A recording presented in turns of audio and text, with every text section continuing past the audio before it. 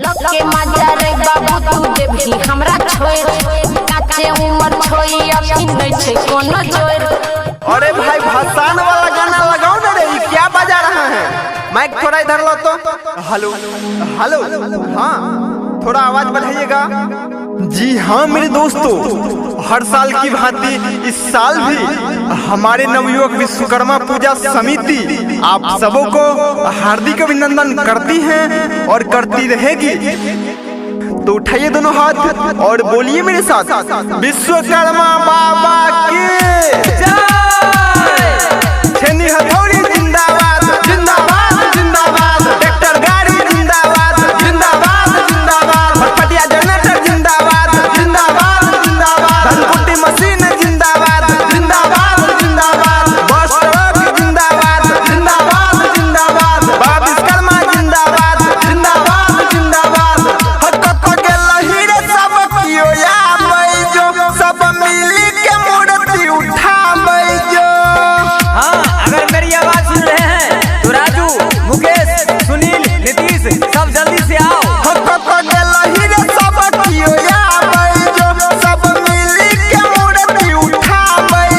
बड़ी धूमधाम से मूर्ति आई रे। अरे ओ डीजे वाला भैया, कैसन डीजे लाकर रख दिए हैं? थोड़ा बेस बढ़ाइए, किसी का कमर नहीं हिल रहा है। कनी बेस बढ़ा धूम मचताई रे, आई भसाना में सब कियो नचताई रे। कनी बेस बढ़ा धूम मचताई रे, आई भसाना में सब कियो नचताई रे। अभी आप सुन रहे हैं सिंगर जीवन सिंह के आवाज में, जीवन सिंह के आवाज में। रेड टी शर्ट वाला छोरा रे, उधर की फराक वाली की तरफ क्या लाइन मार रहा है? इधर छोरा मार नचो, नहीं तो कमिटी चुत्तर लाल कर देगा तुम्हारा। लगाबै जो सुना गुलाल रे, सब कियो के गोरे गोरे गाल रे।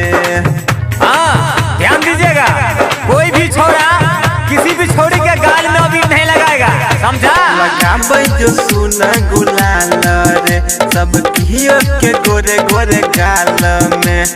बच के न चाही कियो सुन पूजा तो सीधा एक साल पे बंद भले चालू कर जनरेटर के, बोला चला छोड़ा या परेटर के। जोड़ी तार हैंडल मार आई खूबे डीजे बजतो ही रे। अरे ओ डीजे वाला भैया, अब ये से काहे जनरेटर बंद हो रहा है? अभी तो पूरा गांव घुमाना बाकी है। अरे ओ ऑपरेटर, चालू कर जनरेटर। कनी बेस बढ़ा धूम मचताई रे, आई भसाना में सब कियो नचताई रे। कनी बेस बढ़ा धूम मचताई रे, आई भसाना में सब कियो नचताई रे। Presented by 5G Music। हाँ, जितना भी छोरा है एक साइड में डांस करेगा, और जितना भी छोरी है एक साइड में डांस करेगी, और किसी के देह में कोई नहीं सटेगा। घूमे भैया पूरा गाँव रे, चाहे भजे तकिया नहीं सामरे।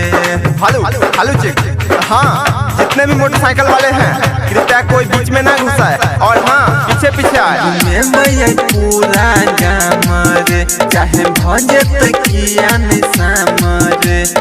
जीवत रविंदर घनश्याम सुन जाके खाली करा आगे जाम रे। सम होई से पहिले भेपर बात नहीं छौतो जल्दी कॉलेज वगैरह, तो छौरा छौरी में अनहार में मामला फंसतो ही रे। अरे ओ बिपिन, दीपिका, सोनुआ, मनुआ सब कहाँ गया है रे? आगे में जाकर जाम लगा है, खाली करवाओ ना। और हाँ ऑपरेटर साहब, जरा भेपर को जलाइए अंधेरा होने से पहले। कनी बेस बढ़ा धूम मचताई रे, आई भसाना में सब कियो नच